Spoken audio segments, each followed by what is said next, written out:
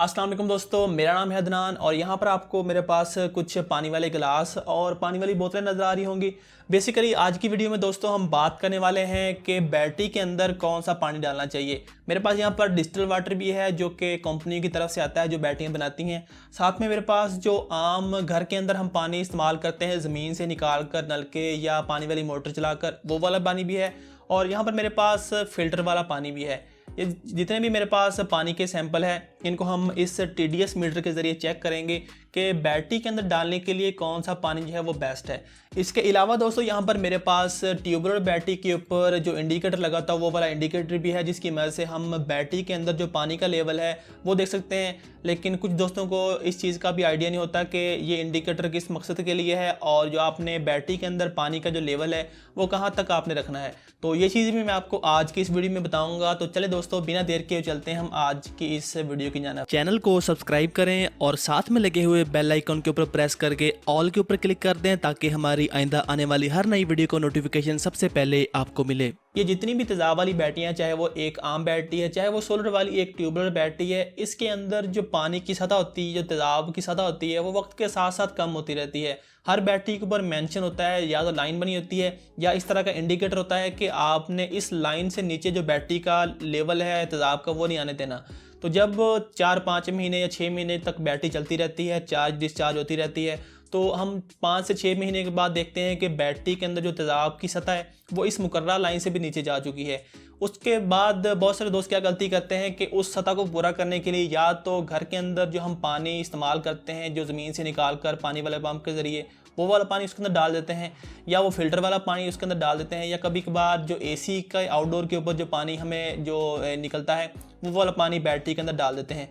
हालांकि उससे बैटरी आपकी वक्ती तौर पर तो ठीक चलेगी, लेकिन बाद में ये जो पानी होता है बैटरी को ख़राब कर देता है। अब इस मकसद के लिए जो ये वाला पानी है बैटरी के लिए स्पेशल बनाया गया है, इसको कहते हैं डिस्टिल्ड वाटर। ये आपको तकरीबन जितनी भी बैटरियाँ बनाने वाली कंपनी पाकिस्तान के अंदर काम कर रही हैं, हर कंपनी के अंदर ये वाला पानी आपको मिल जाएगा। आगे चलकर मैं आपको ये भी बताऊंगा कि क्या वजह है कि आपको हमेशा डिस्टिल्ड वाटर ही बैटरी के अंदर डालना चाहिए और इस तरह का जो पानी है वो क्यों नहीं डालना चाहिए। तो सबसे पहले मैं आपको ये जो है डिस्टिल्ड वाटर, ये ज़रा मैं खोल कर आपको चेक करवा दूँ कि इसके अंदर क्या ख़ास बात है, और जो आम हम पानी फ़िल्टर वाला पीते हैं या जो घर के अंदर इस्तेमाल करते हैं उसके अंदर क्या बात है जो हमें वो वाला पानी इस्तेमाल नहीं करना चाहिए। तो सबसे पहले मैं इसको ज़रा इस गिलास के अंदर डाल दूँ, जहाँ पर मैंने 3 गिलास रखे हुए हैं। एक यहाँ पर फ़िल्टर वाला है, ये जहाँ पर मैंने जो पानी वाला पंप है वो चला कर पानी यहाँ पर निकाला है, और यहाँ पर हम जो है ये डिस्टिल्ड वाटर डालेंगे।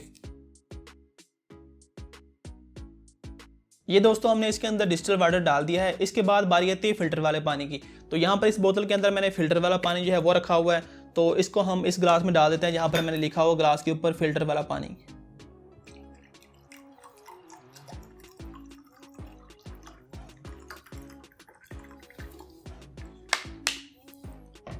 तो यहाँ पर दोस्तों आप देख सकते हैं कि इन तीनों ग्लासेस के अंदर हमने पानी को फिल कर लिया है। इस ग्लास के अंदर डिस्टिल्ड वाटर है, उसके ऊपर मैंने मेंशन कर दिया है। इस ग्लास के अंदर आम घर वाला पानी है और इस ग्लास के अंदर जो फ़िल्टर वाला पानी है वो है।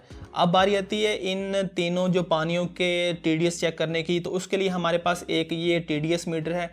अब TDS क्या होते हैं? बेसिकली दोस्तों पानी के अंदर जो मिनरल्स की तादाद होती है उसको मेजर करने के लिए ये मीटर इस्तेमाल होता है। तो ये एक अलग टॉपिक है, लेकिन जो बैटरी के अंदर पानी इस्तेमाल किया जाता है उसके जो TDS होने चाहिए वो 0 होने चाहिए या क्लोज टू 0 होने चाहिए। 10 हो जाए, 15 हो जाए, 20 हो जाए, इससे ज़्यादा नहीं होने चाहिए, क्योंकि अगर इससे ज़्यादा उसके जो TDS हैं वो होंगे तो उस सूरत में हमारी जो बैटरी होगी उसके अंदर जो प्लेटें होंगी उनको या तो जंग लग जाएगा या वो ख़राब हो जाएंगी बाद में।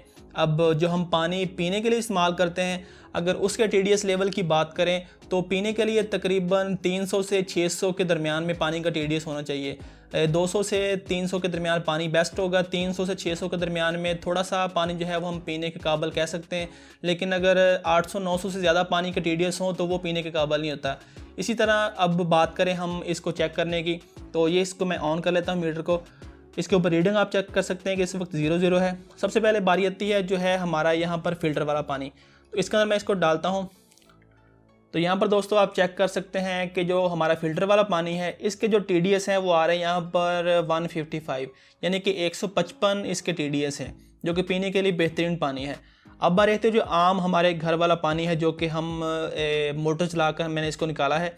अब इसके अंदर हम अगर मीटर को डालते हैं تو یہ جو پانی ہم نے زمین سے نکالا ہے موٹر کے ذریعے، تو اس کا جو ٹی ڈی ایس ہے وہ 637 ٹی ڈی ایس اس وقت شو کر رہے ہیں، جو کہ ٹھیک ہے تقریباً، اس کو بھی ہم پینے کے لیے استعمال کر سکتے ہیں، لیکن بیٹری کے اندر یہ دونوں پانی جو ہے وہ ہم استعمال نہیں کر سکتے ہیں۔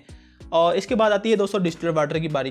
تو اس کے اندر جب میں میٹر کو انٹر کرتا ہوں تو یہاں پر آپ چیک کر سکتے ہیں کہ یہاں پر تقریباً 2 کے قریب اس کے ٹی ڈی ایس ہیں، وہ بھی میں نے جو ہے میٹر کو ان دونوں گلاسز کے اندر ڈالا تھا، شاید اس وجہ سے اس کے اندر آ رہے ہیں۔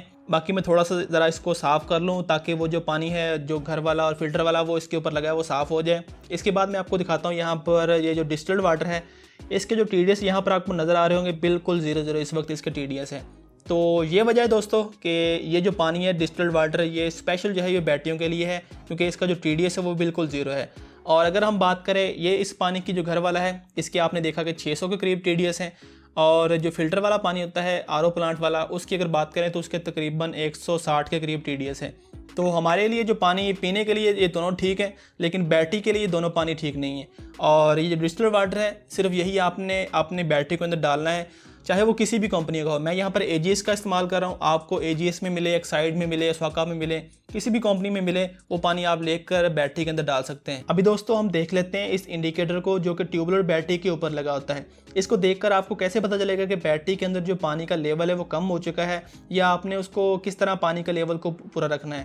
تو یہاں پر آپ کو ایک ریڈ لائن نظر آ رہی ہوگی، یہ ہے اس کی سب سے کم سطح۔